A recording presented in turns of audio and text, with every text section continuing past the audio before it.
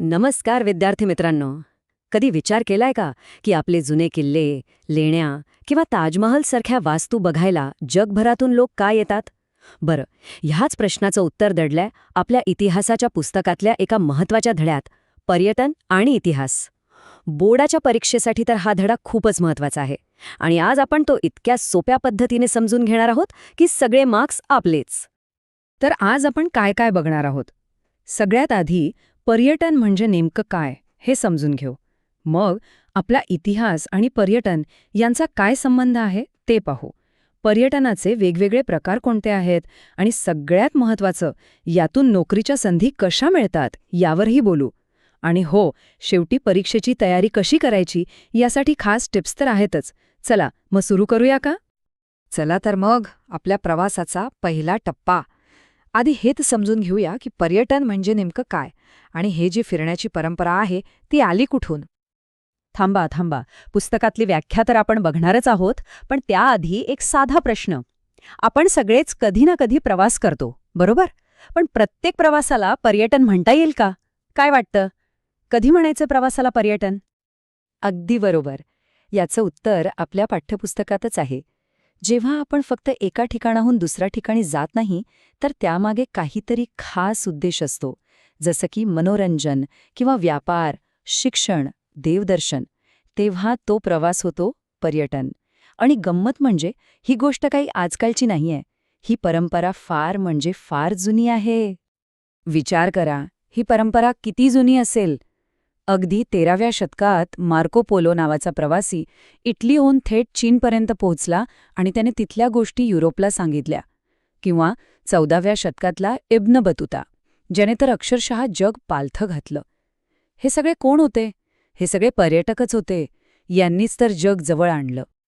बरं, मग ह्या जुन्या प्रवाशांचा आणि आपल्या धड्याचा काय संबंध?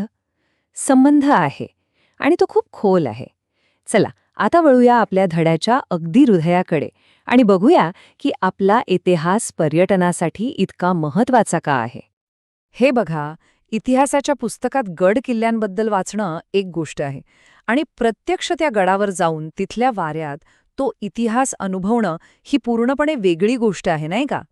इतिहासाबद्दलचं हे जे कुतूहल आहे ना, हीच ऐतिहासिक पर्यटनामागची सगळ्यात मोठी प्रेरणा आहे. आपलं उत्तम उदाहरण घ्या ना, मुंबई जवळची घारापुरीची लेणी म्हणजे एलिफंटा केव्स. अरे, त्या फक्त दगडात कोरलेल्या मूर्त्या नाहीत. तो आपला शेकडो वर्षांपूर्वीचा गौरवशाली इतिहास आहे, जो आजही आपल्याशी बोलतो. आणि हाच अनुभव घेण्यासाठी, त्या इतिहासाला स्पर्श करण्यासाठी देशविदेशातून पर्यटक तिथे येतात. पण मग एक महत्त्वाचा प्रश्न येतो, आणि हा परीक्षेसाठी पण महत्त्वाचा आहे, की ही जी ऐतिहासिक स्थळं आहेत, ही वारसा स्थळं आहेत, ती जपायची का? का करायचं त्यांचं जतन? कारण सोपं आहे, ती फक्त दगडाच्या इमारती नाहीयेत. ती आपल्या इतिहासाची जिवंत ओळख आहेत. ती आपल्याला सांगतात की आपण कोण होतो.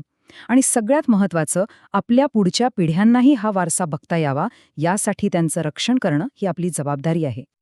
आता पर्यटन म्हटलं की आपल्या डोळ्यासमोर फक्त किल्ले, राजवाडे किंवा मंदिरं येतात.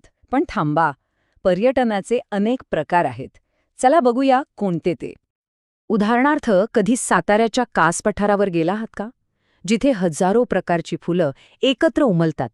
हा निसर्गाचा चमत्कार बघायला जाणं, याला म्हणतात भौगोलिक पर्यटन. आणि याच्या अगदी उलट, एखाद्या फार्म हाऊसवर जाऊन शेती कशी करतात, ट्रॅक्टर कसा चालवतात हे अनुभवायला जाणं, याला म्हणतात कृषी पर्यटन. बघा किती वेगवेगळे प्रकार आहेत.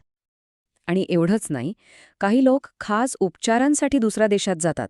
त्याला आरोग्य पर्यटन म्हणतात. वर्ल्ड कप किंवा ऑलिम्पिक बघायला जाणं, हे झालं क्रीडा पर्यटन. इतकंच काय, एखाद्या ठिकाणी सिनेमाचं शूटिंग सुरू असेल ते बघायला जाणं, हे झालं चित्रपट पर्यटन. म्हणजे पर्यटनाचे प्रकार वाढतच चालले आहेत. ठीक आहे, पर्यटनाचे प्रकार तर खूप आहेत, पण ह्या सगळ्याचा आपल्याला, आपल्या देशाला काय फायदा होतो? तर मित्रांनो, खूप मोठा फायदा होतो. आणि तो म्हणजे पैसा आणि नोकऱ्या. चला, हे अर्थचक्र कसं फिरतं ते समजून घेऊ.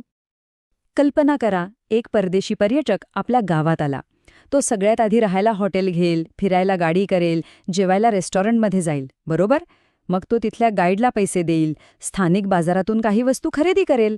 म्हणजे बघा, एका पर्यटकामुळे हॉटेलवाला, टॅक्सीवाला, रेस्टॉरंटवाला, गाईड, दुकानदार या सगळ्यांच्या खिशात पैसा जातो. एक साखळीच सुरू होते. तर मुद्दा अगदी स्पष्ट आहे. पर्यटन हा एक मोठा उद्योग आहे. तो थेट रोजगार निर्माण करतो. हॉटेल, वाहतूक, खाद्यपदार्थ, हस्तकला अशा अनेक क्षेत्रांमध्ये लोकांना काम मिळतं आणि त्यामुळे तिथल्या भागाचा विकास होतो. हा मुद्दा परीक्षेसाठी लक्षात ठेवा. चला, आता आलो आपण आपल्या सगळ्यात महत्त्वाच्या टप्प्यावर. हे सगळं ज्ञान तर मिळालं, पण परीक्षेत उत्तरं लिहून चांगले मार्क्स कसे मिळवायचे? आता आपण त्यावर बोलूया. उत्तर लिहिताना काही शब्दांवर लक्ष द्या. हे शब्द तुमच्या उत्तरात दिसलेच पाहिजेत. पहिला शब्द आहे वारसा, म्हणजेच हेरिटेज. दुसरा जतन, म्हणजे एखादी वस्तू जशी आहे तशीच सांभाळणं. आणि तिसरा संवर्धन, म्हणजे तिची डागडुजी करून तिला आणखी चांगलं बनवणं. यासोबतच आतिथ्य आणि व्यावसायिक संधी हे शब्दही लक्षात ठेवा. हे शब्द वापरले की मार्क पक्के. आता बघा, परीक्षेत असा प्रश्न येऊ शकतो की ऐतिहासिक स्थळांचं जतन आणि संवर्धन का गरजेचं आहे आणि पर्यटनामुळे रोजगार निर्मिती कशी होते. हा प्रश्न 2 भाग एकत्र जोडतो. उत्तर लिहिताना आधी पहिल्या भागाचं उत्तर लिहा, म्हणजे जतन का करायचं, आणि मग दुसऱ्या भागात पर्यटनामुळे रोजगार कसा वाढतो हे उदाहरणांसहित स्पष्ट करा. दोन्ही भागांना सारखं महत्त्व द्या. आणि आता जाता जाता एक प्रश्न फक्त आपल्यासाठी, पुस्तकाच्या बाहेरचा. एक विद्यार्थी आणि एक नागरिक म्हणून आपल्या जवळच्या एखाद्या किल्ल्यासाठी, लेण्यासाठी किंवा कोणत्याही वारसास्थळासाठी आपण काय करू शकतो? विचार करा, कारण आपला छोटासा प्रयत्न सुद्धा खूप मोठा बदल घडवू शकतो. धन्यवाद.